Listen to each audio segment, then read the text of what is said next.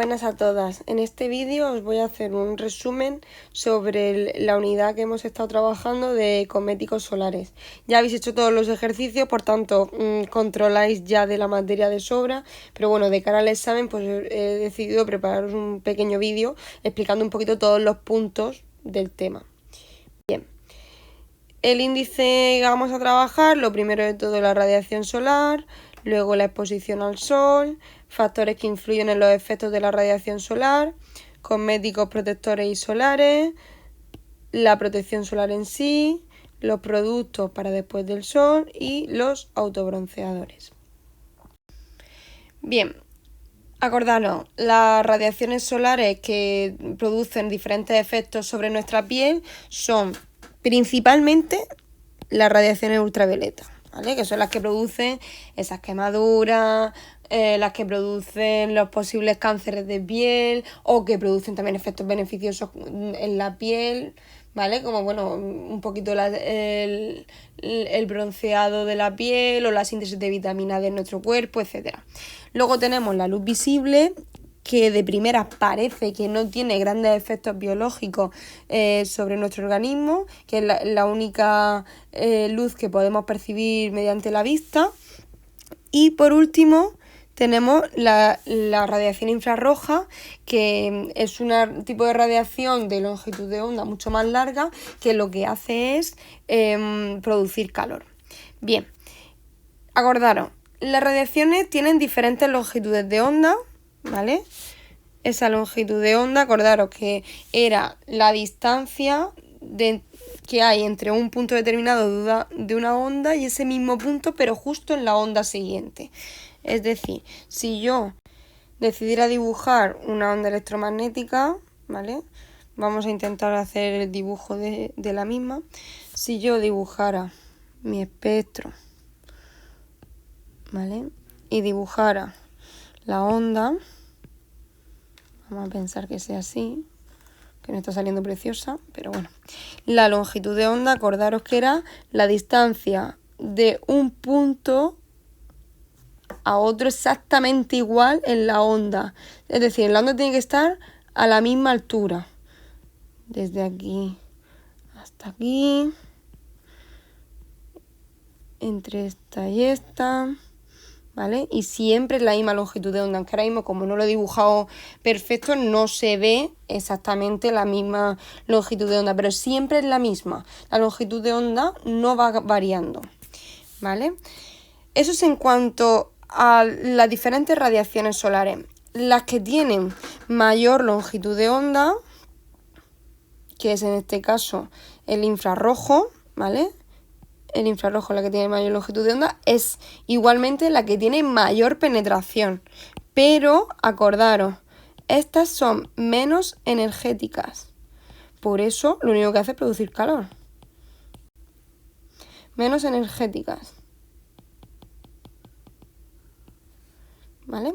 Sin embargo, la ultravioleta B, que es la que menor longitud de onda presenta y es por tanto la que penetra menos, es la más energética y es la que puede llegar a producir el famoso cáncer de piel. ¿Vale? Bien, perdonad por la letra, pero es como me va saliendo en la explicación. Bien, eso es en relación a las radiaciones, ¿vale? ¿Qué efectos producen en las radiaciones solares? Pues lo que estaba hablando con vosotras. La infrarroja, lo que hace, que es el 50% de la longitud del sol, ¿vale? Lo que hace, aunque no lo ponga aquí, lo que hace es aportar calor. Infrarrojo, calor, principalmente, ¿vale? La luz visible la podemos captar por el ojo humano y, por supuesto, acordaros, la luz visible iba en el espectro electromagnético entre colores violeta y rojo, ¿vale? Todo lo que esté asociado o cerca del infrarrojo, pues serán los tonos que tienden más a los colores rojos, y todo lo que esté más cerca del ultravioleta, pues serán los tonos violetas, ¿vale? De ahí esa ordenación de color del espectro visible, ¿vale? Bien, en cuanto a la luz visible, la podemos captar por el ojo humano y en función de la longitud de onda pues estableceremos unos colores u otros. Bien, y en cuanto a la radiación ultravioleta, acordaros que habían 3 tipos: ultravioleta A, ultravioleta B y ultravioleta C. La ultravioleta A lo que hace principalmente es estimular el bronceado, que no producir el bronceado real, y produce el maravilloso envejecimiento actínico. El ultravioleta B produce el verdadero bronceado, acordaros, y otros efectos nocivos dados, véase las quemaduras o el cáncer. Y el ultravioleta, gracias a Dios, se queda absorbida por la capa de ozono, porque podría producir quemaduras que serían muy agresivas para nuestro cuerpo, pudiendo producirnos la muerte, ¿vale? Ahí acordaros, la penetración en la piel será mayor cuanto mayor sea su longitud de onda. Eso es lo que os pone aquí abajo. Está mayor cuando mayor es la longitud de onda, ¿vale? Bien, efectos beneficiosos que tiene. Hombre, obviamente el sol tiene varios efectos beneficiosos para nuestro cuerpo, ¿vale? Lo primero, una vasodilatación y un estímulo de la circulación sanguínea, ¿vale? Por lo tanto, aumenta un poquito la temperatura de nuestro cuerpo y lo que nos produce, pues, es una hipotensión, una relajación del cuerpo. Por otro lado, estimula la actividad endocrina. Entonces, acordaros que todo lo que hace es activar también las hormonas, que esté todo fluyendo adecuadamente. Por otro lado, estimula la actividad metabólica, ¿vale? Y acordaros, muy importante, la síntesis de vitamina D. Produce bienestar, ¿vale? Efecto antidepresivo, estimula defensa, tiene un efecto antirreumático, sintetiza la melanina, produciendo un bronceado o una mayor pigmentación, ¿vale? Lo que pasa es que recordaros que eso es una respuesta que tiene la piel ante el sol. Tampoco se le toma como beneficiosa, pero porque estamos aumentando nuestras defensas, pero no es algo bueno el broncearnos, ¿vale? Efectos perjudiciales que tiene, muchos, ¿vale? Acordaros, insolación o golpes de calor, que eso lleva a cansancio, dolor de cabeza, vértigos, náuseas, contracturas musculares, hipertermia, las fiebres. Las hipertermias son las fiebres, ¿vale? Alteraciones en el ritmo y la frecuencia cardíaca. Acordaros que es que en muchas ocasiones nos producen muchas arritmias, ¿vale? Quemaduras graves y aceleración del envejecimiento de la piel, y sobre todo la acción carcinogénica que habéis buscado ya, los diferentes cánceres de piel que hay, ¿vale? Y cada día más. Entonces, la pigmentación o bronceado.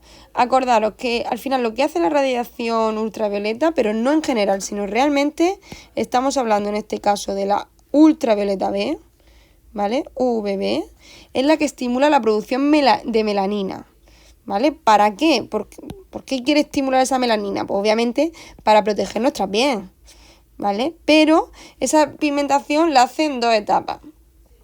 Lo que hace es, por un lado, la ultravioleta A, ¿vale? O sea que la UVA produce una pigmentación inmediata que lo que hace es que se oxida la melanina que ya estaba formada, ¿vale? Oxidación de la melanina ya formada.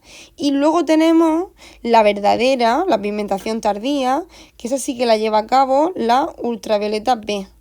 Acordaros, la ultravioleta B es la que lleva a cabo la pigmentación tardía y lo que hace es aumentar la actividad de los melanocitos.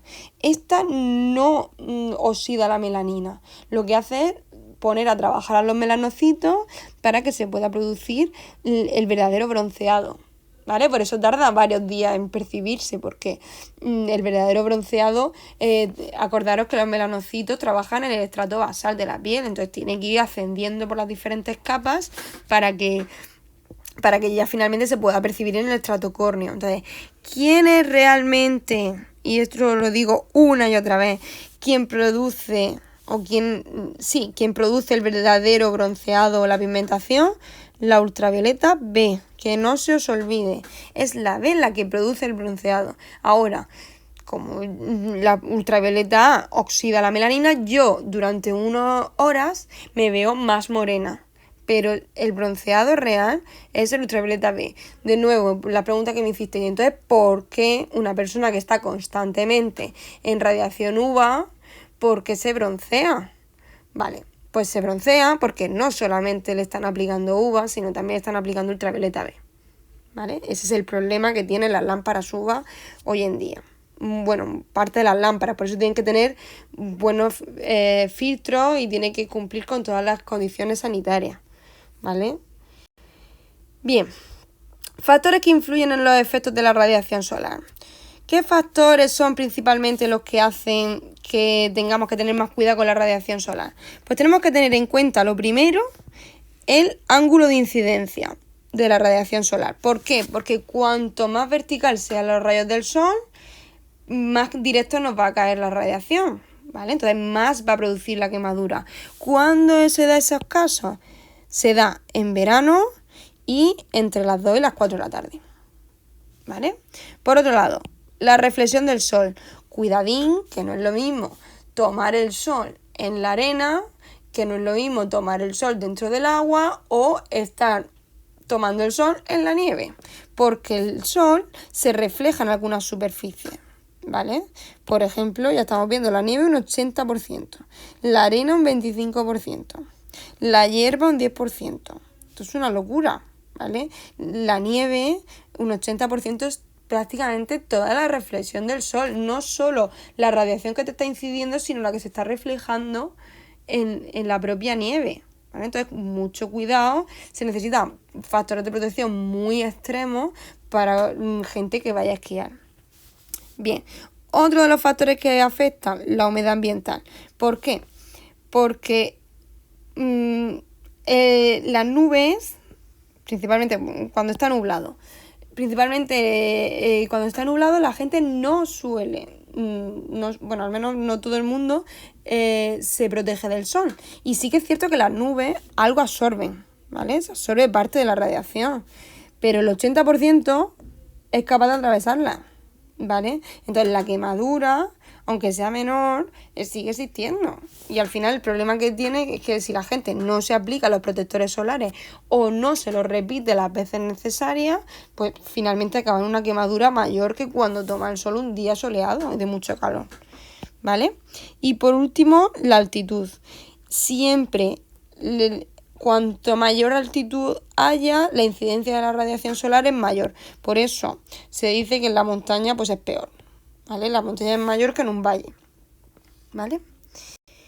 Bien, en cuanto a los cosméticos de los protectores solares, ¿qué tipo de principios activos tienen que llevar? Todo cosmético de protector solar necesita tener filtros.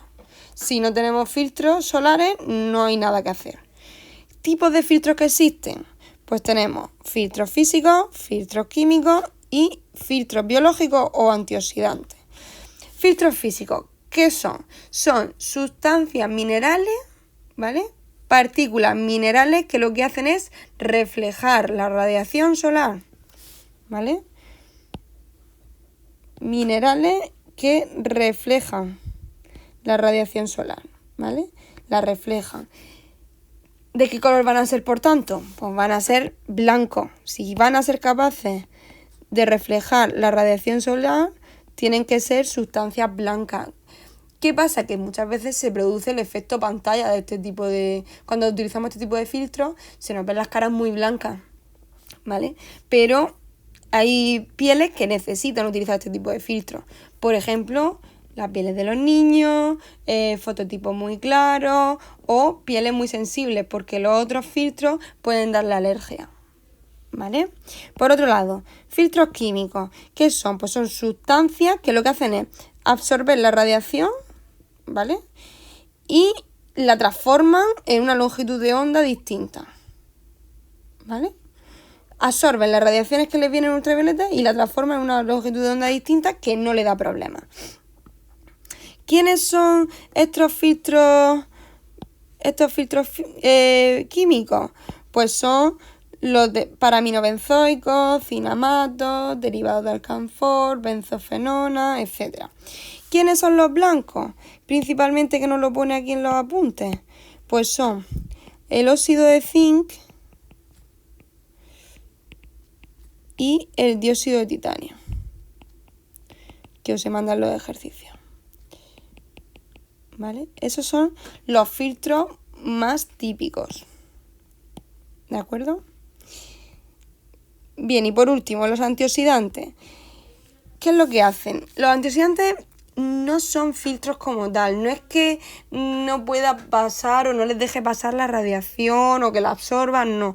Los antioxidantes lo que hacen es reparar los daños que ha producido, ¿vale? Los daños ya producidos de la radiación, y evita pues algunos efectos. Lo que evita sobre todo es el envejecimiento, ¿vale? Los antioxidantes lo único que consiguen es se oxidan ellos en lugar de las células, ¿vale? Acordaros, son los que se sacrifican por el resto.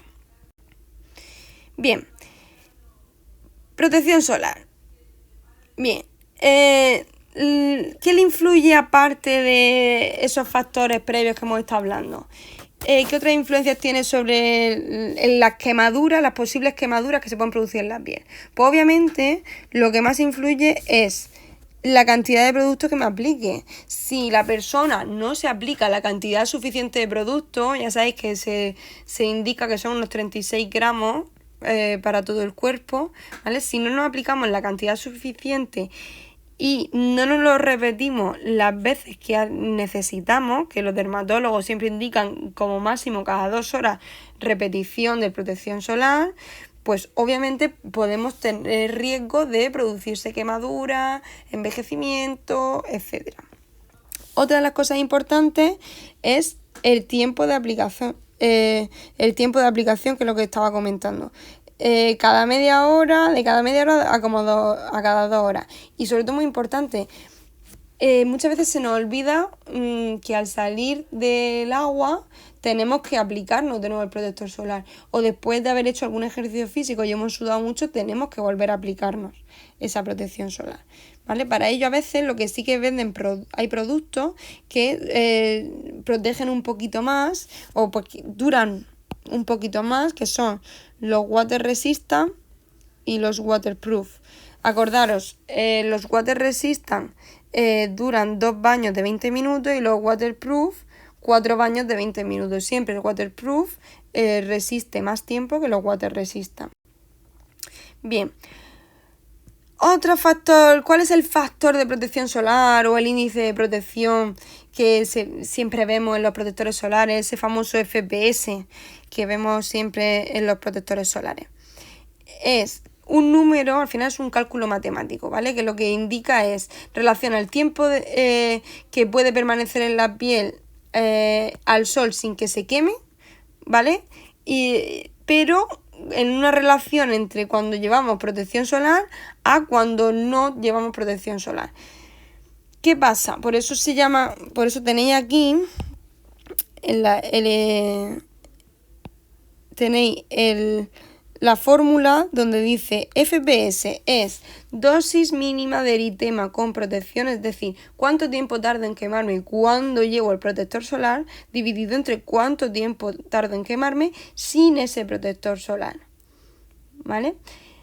¿Esto de qué va a depender? Pues obviamente esto tiene que depender del fototipo que tengamos, ¿vale? Si yo tengo un fototipo 1, tarda en quemarme lo mismo 1 minuto sin protección solar. Pues obviamente para estar protegida 50 minutos, si he tardado 1 minuto en quemarme, para estar protegida 50 minutos necesitaré un factor de protección solar de 50. ¿Por qué? Porque si ponemos el ejemplo, si por ejemplo me voy a inventar los cálculos, ¿vale? Vamos a pensar en el caso de un fototipo 1, ¿vale?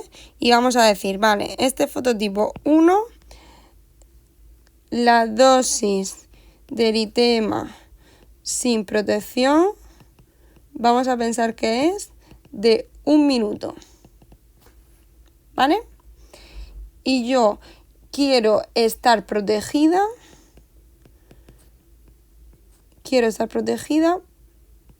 Vamos a poner 50 minutos. Vale. ¿Qué factor de protección solar necesito? Pues muy sencillo. El FPS sería igual a 50 minutos entre 1 minuto. ¿Vale? Entonces, ¿cuál es el FPS? 50. Vamos a hacer otro ejemplo. Vamos a imaginarnos un fototipo 2. ¿Vale? Y en ese fototipo 2 vamos a hacerlo para que sea un poquito más completo. Vamos a añadir una imagen que obviamente he sacado de internet, ¿vale? Donde se relacionan los diferentes fototipos con el tiempo de exposición, ¿vale? Como podéis ver, me he venido un poco arriba diciendo que sin protección se quemaría en 1 minuto. Pero bueno, vamos a pensar que es alguien prácticamente albino, ¿vale? Ahora pensaremos en nuestro fototipo 2 y vamos a decir, vale, tiempo que tarda en quemarse sin protección. Pues las tablas ya vienen recogido ese tiempo. ¿Vale? Entonces SD sin protección. Vamos a poner un número, vamos a ponerlo siempre el más bajo, 10 minutos, ¿vale? Y digo, vale, pues ahora quiero saber, sabiendo que he utilizado un factor de protección solar de 30, ¿vale? ¿Cuánto tiempo tarda en quemarse? Pues ahora decimos, vale, ahora sabemos que 30 es igual al tiempo que tarda en quemarse con la protección, ¿vale? Dividido entre los 10 minutos que tarda en quemarse sin protección. Entonces, ¿qué nos da eso? Lo que nos da son 300 minutos, ¿vale? 300 minutos que si lo dividiéramos por 60 nos daría el número de horas, ¿vale? Estos tipos de ejercicios son teóricos, ¿vale? Sí que quiero que recalcar que no siempre se cumplen todas estas expectativas. ¿Por qué? Porque no estamos teniendo en cuenta la cantidad de productos que se está aplicando, la repetición adecuada, cómo está el ángulo de incidencia de la radiación solar. No estamos teniendo en cuenta nada, ¿vale? Pero bueno, son cálculos teóricos que nos ayudan un poco a saber cuánto tiempo podríamos estar aún protegidos, ¿vale? Si nos sudáramos, si no estuviéramos exponiéndonos al sol en los peores momentos, si no nos estuviéramos bañando, etcétera, etcétera, etcétera, ¿vale? Si no tuviéramos una dermatitis en ese momento, etcétera. Bien, bueno, pues esos son diferentes ejemplos de cálculos que podéis realizar, aunque ya os digo que son muy teóricos. Bien, en cuanto a la elección del protector solar, ¿en función de qué debéis elegirlo? Pues lo primero, por eso estaba haciendo este tipo de ejercicio, es el fototipo. Los fototipos muy claros siempre necesitan una protección muy alta, ¿vale? La zona de aplicación, hombre, no es lo mismo. Zonas donde la radiación solar incide con mayor ángulo, ¿vale? Por ejemplo, en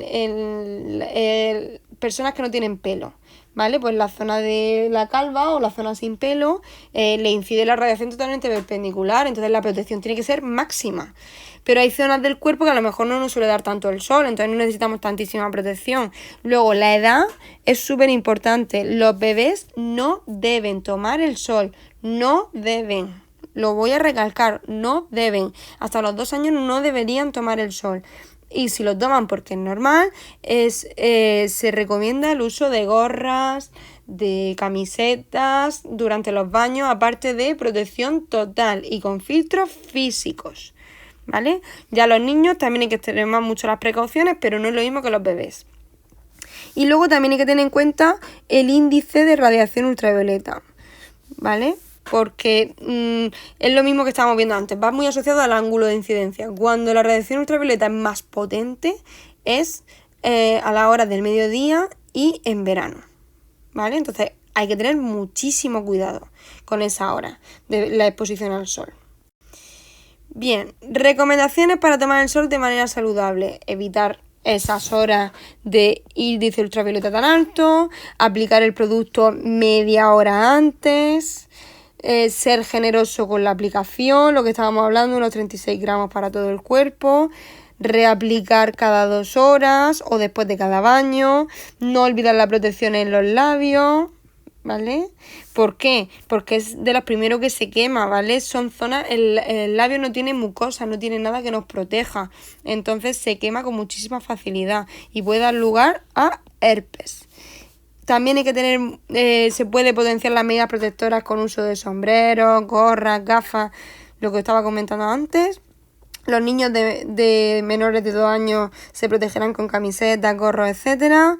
Extremas precauciones también en las partes del cuerpo más sensibles al sol, es decir, la cara, el cuello, calva, hombros, escote, orejas, manos y empeines. Cuidadín con los empeines, ¿vale? Entonces estas son las recomendaciones que deberíamos de dar a todas las personas que se vayan a exponer al sol, ¿vale? ¿Hay más recomendaciones? Podría haber más, como por ejemplo una muy buena hidratación, utilización de productos para después del sol, etcétera, etcétera, ¿vale?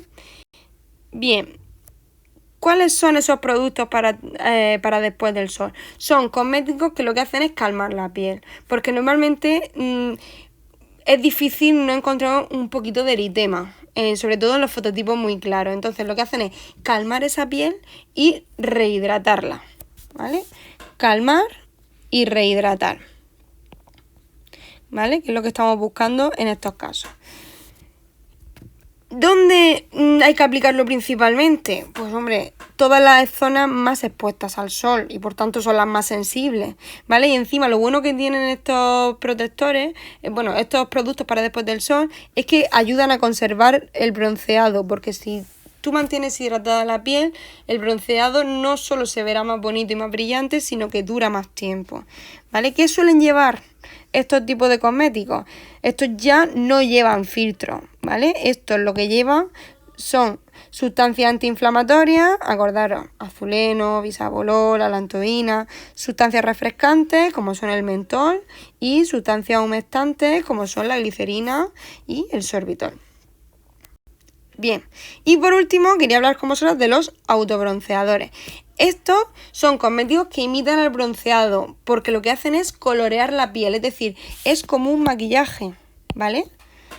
Lo imitan, es un maquillaje, pero no está protegiendo del sol. Yo aplico un maquillaje a mi piel, lo que pasa es que ese maquillaje pues dura más de un día. Este maquillaje pues a lo mejor suele durar una semana aproximadamente, ¿vale? Pero importante, estos, como bien habéis hecho en los ejercicios, no protegen del sol. ¿Por qué? ¿Pero por qué no protegían del sol? Que es lo que os pregunté. Porque no tienen filtros. Si no contienen filtros solares, no pueden proteger del sol, ¿vale? No contienen esos filtros. Bien, pues entonces, ¿qué es lo que hacen estos cosméticos? Lo que hacen es reaccionar con la queratina de la capa córnea y la oxida las proteínas, ¿vale? Formando un compuesto coloreado. Lo que hace es oxidar una sustancia, una de las proteínas que tenemos en la queratina, que se llama melanoidina, ¿vale? ¿Qué pasa? Que esa melanoidina, daros cuenta, se parece mucho ¿a qué? A la melanina, ¿vale? No es exactamente la melanina, pero es similar. Entonces, ¿qué pasa? Que cuando oscureces o oxidas la melanoidina, es similar a lo que hace la radiación UVA sobre la melanina, ¿vale? Por eso aporta ese color marrón, similar al bronceado, ¿vale? Pero ¿qué pasa? Que estos productos, como realmente no están oxidando la melanina, ni están activando la melanogénesis, ni nada de nada, lo único que hacen es colorear la superficie de la piel, pero desaparece cuando la piel se descama. Solo está trabajando a nivel del estrato córneo, ¿vale? O sea, a nivel córneo. Entonces, obviamente, esto no está produciendo un bronceado real, ¿vale? Solo dura un tiempo. ¿Quiénes son los principios activos encargados de oxidar esa melanoidina? Son la dihidroxiacetona y la eritrulose, que potencia la acción de la dihidroxiacetona, ¿vale? Ese es el oxidante.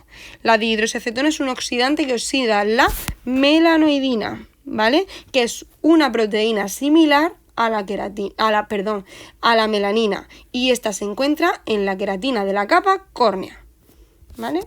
Que se os vaya quedando poco a poco eso. Bien, y bueno, hasta aquí la presentación de cosméticos solares, ¿vale? Yo espero que esto os sirva y nada, y que el día del examen no tengáis dudas sobre todo este tema, ¿vale? Yo sé que hay varios conceptos, que tenéis que trabajar con diferentes tipos de cosméticos, pero creo que no es demasiado difícil. Ya habéis trabajado con casos prácticos mucho más complejos, entonces esto creo que va a ser más fácil de lo que os pensáis, ¿vale? Así que nada, chicas, muchas gracias por atenderme y espero que os sirva todo lo que os he explicado, ¿vale? Cualquier cosa ya me vais preguntando, pero yo creo que os va a ir muy bien. Muchas gracias a todas y nada, disfrutad del vídeo y a ver si os sirve para estudiar para el examen. Un saludo.